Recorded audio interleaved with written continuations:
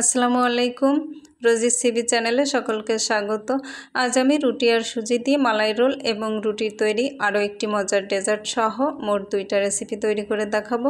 একবার দেখলে যে কেউ তৈরি করে নিতে পারবেন ইনশাআল্লাহ। একটি লাইক দিয়ে সম্পূর্ণ ভিডিওটি দেখবেন আশা করছি। তো চলুন প্রসেসটা দেখে নেওয়া যাক। রোলের পুরটা তৈরি করার জন্য প্যান গরম করে এর মধ্যে দিয়ে দেব 2 চা চামচ ঘি। চাইলে ঘির পরিবর্তে তেল ব্যবহার করতে পারেন। এখন এর মধ্যে দিয়ে দেব 1 টেবিল চামচ সুজি। সুজিটাকে নাড়াচাড়া করে 2 মিনিট ভেজে নেব। এবার এর মধ্যে দিয়ে দেব জাল করে রাখা তরল দুধ। দুধ দেওয়ার পর দিয়ে দেব 1 টেবিল চামচ চিনি। মিষ্টিটা যার যার টেস্ট অনুযায়ী দিয়ে দেবেন। এবার দিয়ে দেব 2 টেবিল চামচ গুঁড়া দুধ। দুধটা দেওয়ার পর নাড়াচাড়া করে একবার ভালোভাবে মিশিয়ে নেব। দিয়ে দেব স্বাদমতো কিছুটা লবণ। যারা দুধের তৈরি খাবারে লবণ দিতে চান না তারা স্কিপ করতে পারেন। এবার কিছুক্ষণ জাল করে মিশ্রণটাকে ঘন করে নেব। এখন চুলা থেকে নামিয়ে একটা সাইডে ঠান্ডা হওয়ার জন্য রেখে দেব। এখন দুধের মালাই তৈরির জন্য প্যানে দিয়ে দেব 2 কাপ তরল দুধ।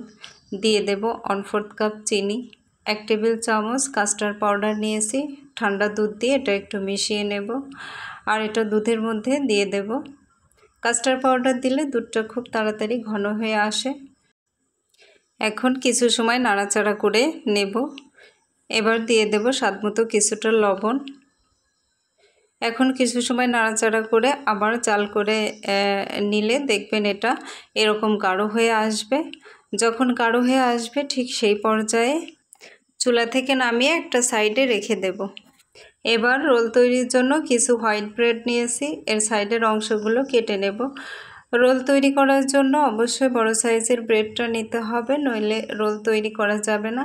আমি সবগুলো ব্রেডের সাইডটা কেটে নিয়েছি। এখন বেলনের সাহায্যে বেলে নেব যাতে ব্রেডটা একটু বড় আর পাতলা হয়। এবার তৈরি করে রাখা কিছুটা পুর নেব আর রোলের মতো শেপ দিয়ে নেব।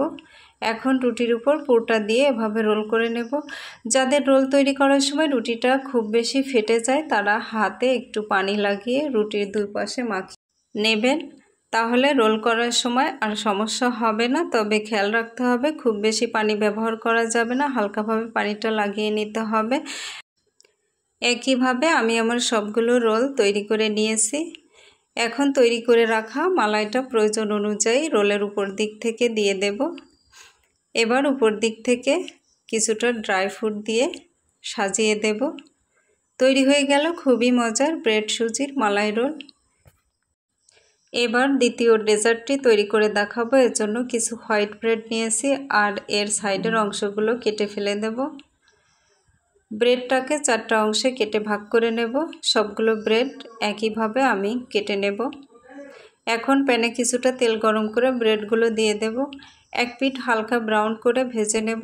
খেয়াল রাখতে হবে যেন পুড়ে না যায়।